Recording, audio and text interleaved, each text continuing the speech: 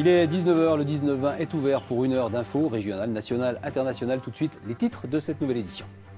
Elle est unique au monde et fait exceptionnel. Elle est reproduite au millimètre près. La réplique de la grotte Chauvet, inaugurée aujourd'hui par François Hollande.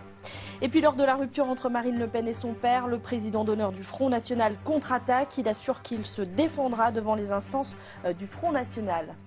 Titre développé dans une demi-heure. Avant, place à l'actualité de votre région. Un trésor dans un grenier de Joigny, dans l'Yonne. Ce dessin sur une page de journal est de Giacometti. Il sera vendu aux enchères dimanche. Expérimentation originale chez un producteur de cassis, utiliser des bourdons pour polliniser la fleur quand l'abeille, elle, fait la difficile. Un dessin griffonné sur une feuille de journal est retrouvé au fin fond d'un grenier de Joigny. Un dessin, mais pas n'importe lequel. Il est attribué à Giacometti et d'une valeur de 10 à 15 000 euros. Il sera vendu aux enchères dimanche. Nathalie Baffer, Claude Eudes. Un gribouillis au stylo bille griffonné sur une coupure de presse. Ce dessin dormait dans un carton depuis des décennies, jusqu'à ce que son propriétaire se décide à le faire expertiser au milieu d'autres objets sans intérêt. Mais voilà que le dessin est authentifié par le comité Giacometti. Il est estimé entre 10 et 15 000 euros. C'est la surprise. Et puis on espère bien sûr pulvériser les estimations. Le propriétaire nous a expliqué que son oncle connaissait bien Giacometti, c'était son ébéniste personnel, il réparait ses meubles.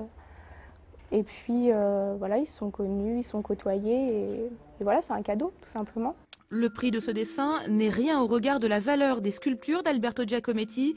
Ses plus célèbres bronzes se vendent plusieurs millions d'euros.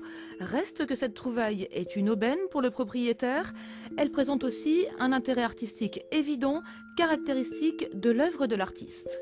À travers cette écriture spontanée, on retrouve déjà l'œuvre, contrairement à une œuvre très classique, très léchée, où une esquisse va être assez loin du résultat terminal. Dans l'œuvre de Giacometti, on est assez proche déjà de la spontanéité qu'il voit dans son œuvre. Finalement, il n'y a pas une énorme différence entre un dessin autre que une coupure de presse avec celui-ci. Et ce dessin n'est peut-être que la partie immergée du trésor de cet habitant de Joigny. Il a également retrouvé 4 statuettes en bronze typiques de l'œuvre de Giacometti, mais ce sont des épreuves non signées. Pour l'heure, elles ne sont pas authentifiées. Carte scolaire et fermeture de classe, éternel sujet de discorde entre l'éducation nationale et les parents. Nouvelle illustration ce matin à Simandre, en Saône-et-Loire. Oui, il refuse la fermeture d'une classe. Les parents d'élèves de Simandre ont donc réagi. Ils ont perturbé la circulation sur la route départementale ce matin, comme l'ont constaté Damien Boutillier et Cédric Lepoidevin. Les banderoles accrochées devant l'école ne leur suffisent pas. Pour lutter contre le projet de carte scolaire, les parents d'élèves de Simandre ont décidé de battre le pavé, histoire de se faire entendre. Non à la fermeture d'une classe, non à la suppression d'un poste à l'école de Simandre. Car ici, malgré les 200 élèves attendus à la rentrée prochaine, une classe sur les 9 que compte l'école doit être supprimée. Déjà l'année dernière, ils avaient été confrontés à la même situation, mais ils avaient réussi à faire échouer les plans de l'éducation nationale. Alors c'est en perturbant la circulation sur la route entre Cuisery et Châlons qu'ils remplissent leur pétition. Je prends. Bonjour monsieur, une petite signature s'il vous plaît pour éviter de fermer une classe de Simandre. Pour nos enfants qui ne soient pas trop nombreux dans les classes. On essaye de faire des déplacements aussi, mais c'est très compliqué quoi. On essaye de trouver des solutions différentes. Pour le moment, c'est une des premières qu'on a trouvées. On verra si on est entendu et après on en cherchera d'autres pour après, voilà. Et malgré les ralentissements, les automobilistes les soutiennent. Bah non, je suis pour. Ils ont raison, faut qu'ils tiennent. Faut surtout qu'ils lâchent pas. Puis voilà, ça devient la vraie misère chez nous. Hein. C'est affreux. Quant à la pétition, elle sera envoyée à la ministre de l'Éducation nationale. Au chapitre politique et électoral, les comptes de campagne de 5 sénateurs ont été rejetés. Parmi eux, il y a le sénateur UMP de Saône-et-Loire, Jean-Patrick Courtois. Oui, c'est maintenant au Conseil constitutionnel de trancher. Il peut décider le non-remboursement des dépenses, mais aussi prononcer une peine d'inéligibilité de 1 à 3 ans. Joint par téléphone, Jean-Patrick Courtois se dit serein et de bonne foi. Le litige porterait sur une note de restaurant réglée avant l'arrivée du carnet de chèques de campagne. Décision finale d'ici 2 à 6 mois. Faux policiers, faux plombiers, faux agents recenseurs, le vol par ruse prend toutes sortes d'uniformes. Il consiste à se faire passer pour quelqu'un d'autre afin de se faire ouvrir une porte pour ensuite commettre un vol ou un repérage, une technique dont les personnes âgées sont le plus souvent victimes. Christophe Taris, Romalie Bose. Le traumatisme est toujours présent. 3 mois après, Odette est toujours marquée par cette journée de janvier où 2 individus sonnent à sa porte. Ils veulent effectuer des travaux sur son toit. Le temps de les repousser, la diversion a fonctionné, car pendant ce temps-là, 2 complices se sont introduits dans la maison. Un souvenir indélébile. J'ai peur. C'est le soir, la journée, ça va. Mais c'est le soir. Quand je ferme tous les volets et les portes, le moindre bruit, c'est comme si vous m'aviez violé. Pareil. Pareil. Et c'est pas ce qu'ils m'ont volé, ils m'ont rien volé. 150 €. Les scénarios sont souvent bien rodés. De faux plombiers, agents des eaux, policiers détournent l'attention pendant que des complices volent les biens. L'an passé, en Côte d'Or, il y a eu ainsi 41 vols par ruse. Un procédé qui, à mon sens, n'est pas vraiment glorifiant pour les auteurs parce qu'ils s'en prennent à des personnes âgées ou des personnes vulnérables. Donc c'est relativement facile de s'attaquer à cette catégorie de personnes pour obtenir un gain relativement conséquent. Il y a bien sûr des conseils de base, ne pas ouvrir aux personnes qu'on ne connaît pas, s'assurer de l'identité de la personne. Alors quand on a des gens qui se présentent comme professionnels d'une entreprise, d'une collectivité, il faut demander bien sûr la carte professionnelle. Comme celle-ci pour les policiers qui ne vous demanderont jamais où se trouvent vos biens de valeur. Ne gardez pas non plus d'importantes sommes d'argent chez vous. Et au moindre doute, n'hésitez pas à joindre les services de police. Et notre dossier justice du jour nous présente des acteurs plutôt méconnus de l'institution judiciaire, les délégués du procureur. Oui, ce sont des citoyens, des retraités au service de la justice. Ils font des rappels à la loi. En clair, ils sont là pour sermonner les petits délinquants. Les dossiers dont ils s'occupent sont divers. Consommation de drogue, tapage nocturne ou encore accident de la route. À Dijon, ils sont 6 et ce sont eux qui règlent 46% des affaires pénales de la juridiction. Rencontre signée Pauline Ringenbach et Christophe Gaillard. Vous êtes devant moi ce matin pour usage stupéfiant, en l'occurrence du cannabis. Alors, monsieur, est-ce que vous consommez depuis longtemps? Je consommais, mais j'ai arrêté maintenant. Ça, c'est en général ce qu'on me dit aussi. Je m'appelle Brigitte Bognaud, je suis déléguée du procureur depuis 6 ans. Et je m'apprête à entamer un second mandat. C'est un délit qui est passible de 1 an de prison et 3 550 € d'amende. La police vous l'a signalé, non? La prochaine fois que vous serez interpellé avec du cannabis, si ça arrive, vous aurez une mesure qui sera plus grave dans les sanctions. Vous comprenez ce que je veux dire? Je pense qu'ici, en face à face et sans public, il y a plus, on peut s'exprimer. Ça reste quand même confidentiel. C'est pas du tout, c'est entre la personne et moi-même. Donc, il y a un discours qui peut s'instaurer. Ça donne un côté humain à la justice qui n'est pas forcément tout le temps dans son apparence. Hein. Je parle pas des personnes, hein, je parle de l'activité de la justice, des tribunaux. Les infractions et délits qui relèvent de la compétence des délégués sont nombreux. Vol à l'étalage, violence conjugale ou encore accident de la route. Il est 14 h au tribunal de grande instance de Dijon. Un homme est convoqué devant un délégué du procureur. L'enquête effectuée a permis de déterminer que ce véhicule vous appartient. Devant moi aujourd'hui, monsieur, qu'avez-vous à dire sur les faits qui vous sont reprochés? Que je ne suis pas au courant de cette affaire-là. Après, j'ai rien pour ma défense, quoi. Je suis Antoine Sylvain Blanc, je suis habilité pour les fonctions de délégué du procureur de la République depuis 12 ans maintenant et je suis officier supérieur de gendarmerie en retraite. Monsieur Blanc traite une vingtaine d'affaires qui relèvent du pénal chaque semaine. Ces audiences privées permettent d'appliquer les mesures alternatives aux poursuites, des mesures créées en juin 1999. Le procureur n'avait que le choix entre 2 solutions lorsqu'il avait un dossier avec un auteur d'infraction. Soit il poursuivait, soit il ne poursuivait pas. Voilà. Et il y avait donc beaucoup de dossiers qui étaient classés sans suite. Les 6 délégués de la juridiction dijonnaise sont mandatés par le procureur de la République. Ils n'ont aucun pouvoir décisionnaire, mais ce sont eux qui font appliquer les sanctions, qui peuvent aller du rappel à la loi, passant par l'indemnisation ou l'amende, jusqu'au travail non rémunéré.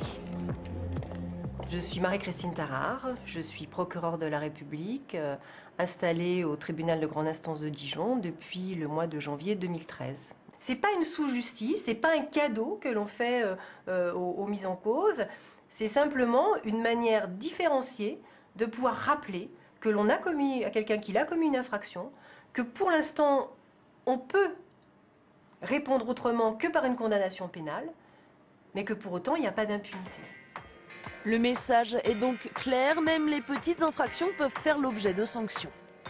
Vous avez perturbé la tranquillité de personnes qui souhaitaient un peu de repos. Ça a donné lieu à l'intervention des gendarmes qui vous ont verbalisé. Et aujourd'hui, vous êtes là pour répondre de vos actes. Donc vous vous adhérez au rappel à la loi. Je m'appelle Nogaroto Luigi, je suis délégué du procureur depuis le 15 octobre 2000. Je suis un ancien officier de gendarmerie. La plupart des délégués du procureur sont à la retraite. Il faut savoir que ce n'est pas un métier, mais plutôt une fonction. Tous les délégués sont indemnisés, c'est donc du bénévolat au service de la justice. Il s'agit de donner une réponse humaine à un conflit et on trouve par cette voie, dans la discussion, la confrontation entre l'auteur et une victime, la solution à beaucoup de problèmes. 46% des affaires pénales passent chaque année entre les mains des délégués du procureur de Dijon, autant de dossiers qui n'iront pas devant un juge. Ce qui va suivre dans cette édition, en voici tout de suite le sommaire. On va d'abord prendre un bol d'air pur et découvrir une expérimentation originale, celle d'un exploitant de cassis bourguignon. Il a recours à des bourdons hollandais pour polliniser ses fleurs. Nous l'avons rencontré dans sa production à Merseuil. Trouver l'amour après le labour. Dans Lyon, une vingtaine d'agriculteurs ont triomphé de leur timidité et des tabous pour participer à un speed dating, une première du genre, une première plutôt réussie. Et puis enfin, place à la gastronomie. Les amateurs du bien manger sont en ce moment au Parc des Expos de Dijon, 3e édition du salon Délissime. Petit tour des exposants à suivre.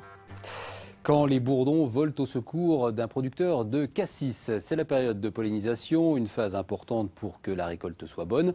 Le problème, c'est que les abeilles ne raffolent pas tellement de la fleur de cassis, d'où l'idée d'un producteur de faire appel au bourdon, qui semble lui moins difficile. À Merseuil, près de Beaune, reportage de Michel Gillot et Christian Mirabeau. Si les conditions restent optimum, comme en ce moment avec nos températures douces, on devrait avoir les fleurs, les premières fleurs, on commence à en voir quelques-unes. Les premières fleurs vont arriver dans les jours à venir et la pleine floraison sera sous 15 jours à peu près.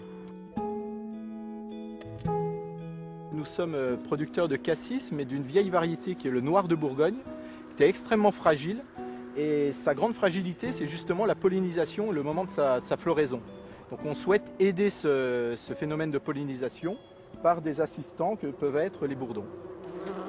Dans la nature, on a plein d'insectes pollinisateurs, l'abeille en fait partie. La seule chose, c'est que vu qu'on a une floraison relativement tôt en période, puisqu'on est au 15 avril à peu près en floraison, il y a très peu d'insectes, vu que les températures sont fraîches, il y a très peu d'insectes dans nos vergers. Voilà donc pourquoi Florent Bayard a choisi de recruter une troupe de bourdons pour l'aider dans son travail. Quand la température est en dessous de 15 degrés, les abeilles ne sortent pas pour polliniser. Le Bombus terrestris, lui, se met à l'ouvrage entre 10 et 12 degrés. Et puis, même quand il fait beau et chaud au printemps, le choix des abeilles ne se porte pas spontanément sur la fleur de cassis. On a un département qui est fort producteur de colza. La fleur de colza est à peu près en même période que la fleur de cassis, mais elle est beaucoup plus appétante pour l'abeille. Et malgré la disposition de ruches dans nos vergers, on voyait nos abeilles partir sur les champs de colza. Vendu 90 € l'unité, chaque ruche contient environ 400 bourdons. Florent Bayard en a installé 19 sur ses parcelles. Au total, ce sont donc près de 8000 ouvriers qui vont se mettre au boulot. Le verdict de l'expérience, ce sera la prochaine récolte qui le livrera. Si la production est nettement supérieure à l'an passé, eh bien, c'est que le bourdon en vaut la chandelle. L'amour est dans le pré, version jeunes agriculteurs. Ça se passe dans Lyon. Oui, ils sont venus rencontrer l'âme sœur. 12 garçons et 5 filles ont participé à un speed dating agricole. Il semblerait que l'agriculture ne soit pas un secteur d'activité particulièrement propice aux rencontres. En France, on estime à 26% le taux de célibataires dans le monde agricole contre 12% dans la population en général. Reportage Nathalie Baffert et Claude Aude. On est parti pour 8 minutes. C'est parti. 8 minutes pour tenter de provoquer une petite étincelle, parfois trop court de la vie de Guilain, éleveur et céréalier de 28 ans, mais parfois un peu long lorsque l'on a devant soi une psychologue parisienne. Au niveau d'études, ouais. Bac plus 5. Ah oui. Et t'es originaire de Paris. Ah d'accord. Ça t'embête? Non, non, ah non. Guilain n'a jamais vécu en couple, il a peu l'occasion de rencontrer des jeunes femmes dans son cadre professionnel un peu solitaire et très masculin. On raconte là ce qu'on a vu dehors, les concessionnaires, nos vendeurs, et puis voilà, c'est tout ce qu'on voit dans la journée en gros. Ouais, pas de jeunes femmes quoi. Non, ou très peu. Le soir on rentre et puis quand la journée est finie, on a envie de rester tranquille chez soi, puis de se poser un peu quoi. Comme lui, 12 jeunes agriculteurs célibataires sont venus provoquer le destin, mais seulement 5 jeunes femmes. Le monde agricole ne fait pas forcément rêver. Il y a encore peut-être une certaine image qui traîne sur le monde agricole et qui démotive peut-être certaines filles à venir vers un agriculteur, alors que en 20 ans de temps, ça a quand même beaucoup évolué. Et aujourd'hui, on n'est pas agriculteur, on est chef d'entreprise et voilà. Ce n'est pas en tout cas l'avis d'Ève. Elle apprécie le côté travailleur et vrai des agriculteurs. C'est des gens qui travaillent, c'est des gens qui ont les pieds sur terre, c'est des gens qui sont sympas, qui ont une bonne mentalité et je me dis pourquoi pas rencontrer ce milieu-là. T'as quel âge? 28. T'as 28 ans? Oui, 28. J'en ai 35. Pas sûr que ça colle entre Guilain et Ève, mais l'objectif de ce speed dating était aussi de rencontrer du monde et de passer une bonne soirée. Et au fil des heures, quelques binômes se mettent à l'écart, peut-être les prémices d'un rapprochement. La disparition d'un festival au Creusot pour cause de difficultés budgétaires. Hors-champ, festival de spectacles de rue, ne sera pas reconduit. Il y a quelques semaines, un autre festival, les Giboulées, connaissait le même sort. Un nouveau rendez-vous sera organisé par l'Arc et les Giboulées en mai prochain avec la ville du Creusot. Michel Gillot, Gabriel Talent. Au Creusot, on avait d'abord appris la fin du festival des Giboulées, disparu de mort naturelle après une certaine usure. Et voici désormais que Hors-champ connaît le même sort. Mais là, ça n'est pas faute d'un succès public, car depuis 4 ans, les Creusotins avaient pris goût à cet événement hors les murs proposé par l'Arc. Seulement voilà, le département et plus encore la région ont réduit leurs subventions. Seule solution, regrouper les forces. Quand on a pris cette décision, on s'est rapproché des Giboulées, puisque le festival a aussi été annulé pour d'autres raisons, de voir comment on pouvait réfléchir ensemble une nouvelle dynamique pour la ville. Et ensuite, il y a un rapprochement qui s'est opéré avec la ville du Creusot pour réfléchir sur ces nouveaux événements. Comme nous ne voulons en aucun cas faire subir à la culture et donc au festival, d'une façon générale, la rigueur du temps, qui est bien réelle, nous nous sommes attelés à un nouveau projet où la ville serait plus impliquée qu'elle ne l'était précédemment. D'où la recherche d'un partenariat avec les anciens des Giboulées et l'Arc pour un projet nouveau, car encore une fois, la culture pour nous est non seulement essentielle, mais encore plus essentielle dans une période comme celle que nous vivons aujourd'hui. Le nouvel événement, qui n'a pas encore de nom officiel, se déroulera les 29 et 30 mai prochains. De quoi sera-t-il fait ? C'est pas encore un festival puisqu'on est sur une soirée et puis une après-midi et une soirée où on mêle spectacle de rue, spectacle en extérieur et concert en intérieur. Bref, dans un contexte où le spectacle vivant est souvent le premier à faire les frais de la crise, les Creusotins ne sont pas les plus mal lotis. À boire et à manger au salon Délissime de Dijon, c'est le 3e du nom et attend sur ses 80 stands les amateurs de gastronomie et de bons vins, produits venus de toute la France. Il a ouvert ses portes aujourd'hui au Parc des Expositions à Dijon et pour tout le week-end. Tiffen Pfeiffer, Marie-Lou Robert. Dijon, déjà capitale de la gastronomie. De liqueurs en salaison, de Bretagne en Périgord, toutes les saveurs se déclinent. Au Parc des Expositions, on goûte et on discute. Je suis déjà venue l'an dernier, j'ai beaucoup apprécié, il y a des super bons produits, donc je reviens. Au milieu des valeurs sûres souffle un air marin. Pêcheur et algocultrice, Scarlett Lecor est venue du Guilvinec faire découvrir ses produits aux algues. Il y a des algues fraîches forcément, parce que c'est mon métier. Mais j'ai aussi des algues qui sont déclinées dans des préparations qui sont adaptées à notre goût, à nous, de Français et d'Européens. Donc, qui permettent de découvrir les algues pour les intégrer doucement dans notre cuisine de tous les jours. Acidulées, colorées, appétissantes, ces préparations gourmandes se mettent l'eau à la bouche. Pas tout à fait de la gastronomie, mais beau et bon. L'idée, c'est d'avoir tout dans le même sachet, de ne pas être obligé d'acheter 1 kg de ci, 1 kg de ça, d'avoir juste ce qu'il faut pour faire le gâteau. Et en plus, bon, vous avez des sucres aromatisés, colorés, que vous ne pourrez pas faire vous-même, ou alors qui vous reviendront aussi cher que le prix du paquet complet. Avec 85 exposants, dont 6 restaurants, ce salon Délissime permet de goûter des spécialités régionales comme la viande de taureau, dans une ambiance très différente de la foire gastronomique. Je trouve que la foire gastronomique, c'est moins convivial. D'abord là, on peut déguster, tandis qu'à la foire gastronomique, on ne déguste pas spécialement. L'an dernier, plus de 8500 visiteurs avaient cédé à la tentation. Une page d'histoire dans nos journaux, comme chaque fin de semaine, et dans le cadre du centenaire de la Première Guerre mondiale.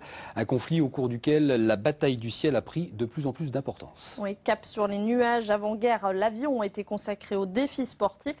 Dès 1914, il devient un moyen de renseignement, puis une arme à part entière. Une vingtaine de terrains d'aviation sont ainsi créés en Alsace. Le récit est signé Anne de Chalandard.